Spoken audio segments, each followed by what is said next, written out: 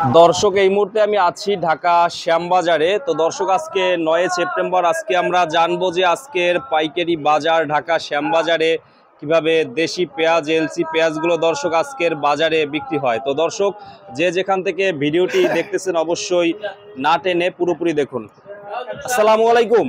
ওয়ালাইকুম আসসালাম ওয়া রাহমাতুল্লাহি ওয়া বারাকাতুহু। আঙ্কেল কেমন আছেন? আলহামদুলিল্লাহ, আল্লাহ জেহালের আগে, কিন্তু ব্যবসার পরিস্থিতি ভালো না। আজকে কেমন অবস্থা 9 সেপ্টেম্বর আজকে? হ্যাঁ, 9 সেপ্টেম্বরে বাজারের পরিস্থিতি খুবই খারাপ। মানে বাজারে বাজারটা খুবই না, বেচা কিনা খুবই কম, কাস্টমার খুবই কম, অনেকটাই কম আছে, অনেকটা কম। মানে দেখেন না, মাল ঘর ভর্তি, কিন্তু মাল দেখতেছি সকালে এই টাইমে আপনাদের এখানে দোকানে অর্ধেক হয়ে যায়, কিন্তু এখনো ফুল, কোনো পাইকার পত্র নাই। তো হাটের বাজারে আমদানি কেমন? হাটের বাজারের সাথে হাটের বাজারে যে আমদানি আছে তাতে দেখা যায় যে বাংলাদেশের বিভিন্ন লোক যায় পাবনাতে যায়, ওই হাটে যা বিভিন্ন ভাবে মাল অনেক বেশি দাম দিয়ে কেনে। তারা দেখা যাচ্ছে 38 থেকে 4000 টাকা পর্যন্ত মাল কেনে।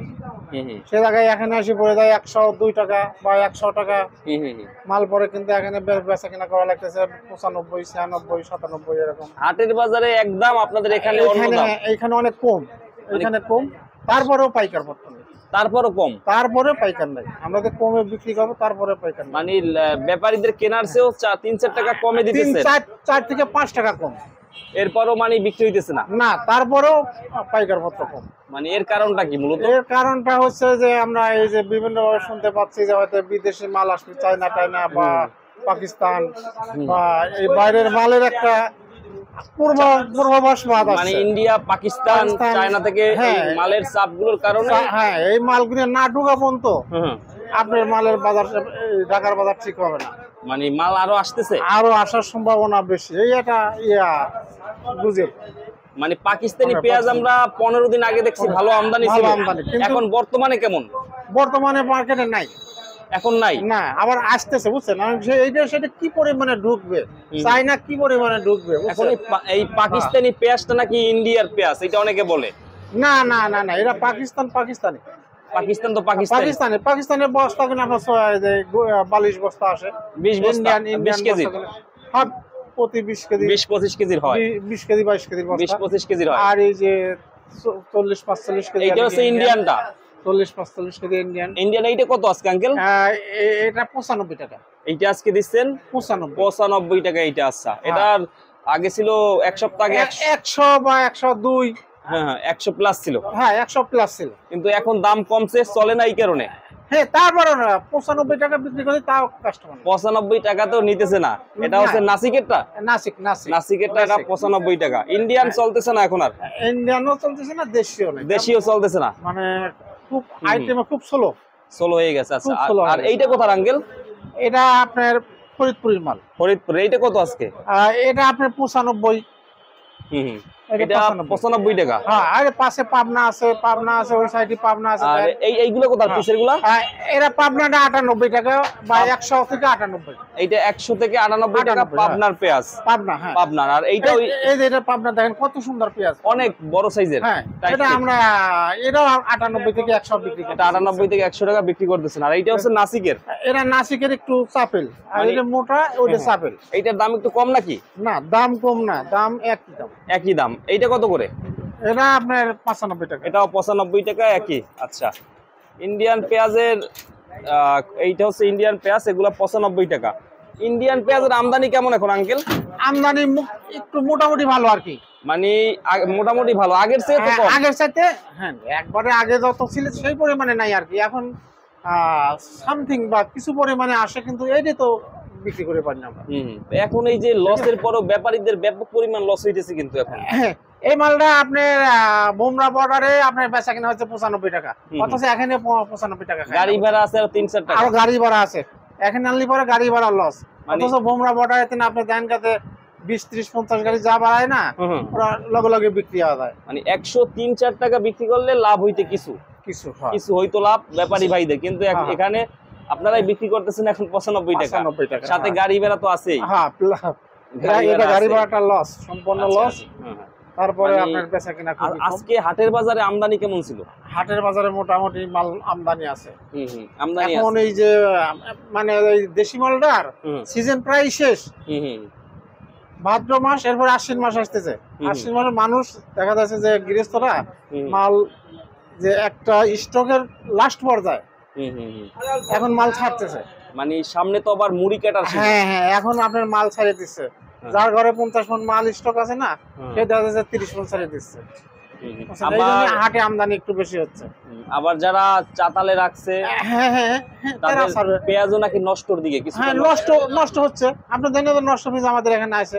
এখানে নষ্টগুলো নষ্ট আছে। বীজ আছে, হ্যাঁ নষ্ট বীজ আছে। এই যে ওইটা এইগুলো কি চাতালের, তাই না? হ্যাঁ, চাতালের এগুলো নষ্ট বীজ। চাতালের এরকম নষ্ট হয়ে যায়। হ্যাঁ, ওগুলি আপনার বাছি নিয়ে আসতেছে।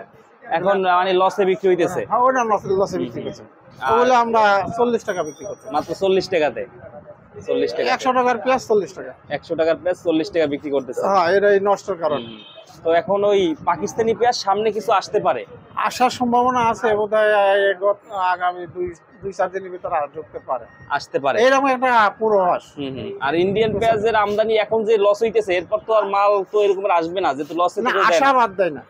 আশাবাদ দেয় না, আশাবাদ দেয়। লস হইতেছে তারপর হইতেছে। হচ্ছে তারপর ওই যে একটা আশা আছে যে হয়তো এক গাড়ি যদি আমার একটু বাজে যায়, বুঝছেন, তাহলে কিছু টাকা লাভ আছে। হবে। এই জন্যই মানে পাইকাররা মানে ব্যাপারীরা কিনতেছে মাল। ফরিদপুরেরটা আজকে 95 সর্বোচ্চ 95 টাকা ফরিদপুরেরটা। আর এইটা পাবনারটা টাইট মাল আপনার 98 100 98 থেকে 100 টাকা হচ্ছে পাবনারটা এইটা আজকে। তো কাকা আসলে কৃষক ভাইদের তো মোটামুটি ভাবে লস নাই এখন। আল্লাহ মর্জি, কৃষকদের খুব একটা লস না আর কি। যেহেতু যেভাবে দাম গেছে না, কৃষকদের খুব একটা লস হয় নাই, বুঝছেন, খুব একটা লস হয় নাই। কৃষকদের লস নাই না, কৃষকদের লস হয় নাই, কারণ কৃষকরা দাম পাইছে তো। মোটামুটি 70 থেকে 80 90 100 টাকা পর্যন্ত কৃষকরাই বিক্রি করে। আপনি হাটে ধরেন যে 39 থেকে 4000 বা 41 4200 গেছে। হাটে যে পরিমাণে বিক্রি করে, এখানে এসে সেই পরিমাণ হয় না। সেই পরিমাণ হয় না, সেই পরিমাণে বিক্রি করা যায়। সেই পরিমাণ বিক্রি করে। কিন্তু আপনাদের এই শ্যামবাজারে সে অন্যান্য হাটগুলো, কৃষি মার্কেট, তারপর কারণ বাজারে দাম একটু বেশি, ওটা কি কোয়ালিটি ভালো মালের? না, ওরা হ্যাঁ, এইখানে আলিকে বাংলাদেশের বৃহত্তম মার্কেট। এখানে বিভিন্ন জায়গা থেকে আসে, সারা বিশ্বের বা সারা বাংলাদেশ থেকে, বিশ্ব থেকে বাইরের মাল যত আসবে এই শ্যামবাজারে ঢুকবে। এখানে আসবেই, এখানে আসবেই, এখানে আসবে। একবার বাংলাদেশের বাইরে থেকে যত রাষ্ট্র আছে না, যত রাষ্ট্রের যে কোনো জিনিস ঢুকলে মানে ঢাকা ঢুকবে। আর এই পেঁয়াজ, আদা, রসুন এগুলি ঢুকলে পরে শ্যামবাজারে ঢুকবে, অন্য কোথাও যাবে না। এখান থেকে ঢাকার বিভিন্ন ছোটখাটো আড়তগুলোতে যায়, কিন্তু প্রথমে শ্যামবাজারই আসে।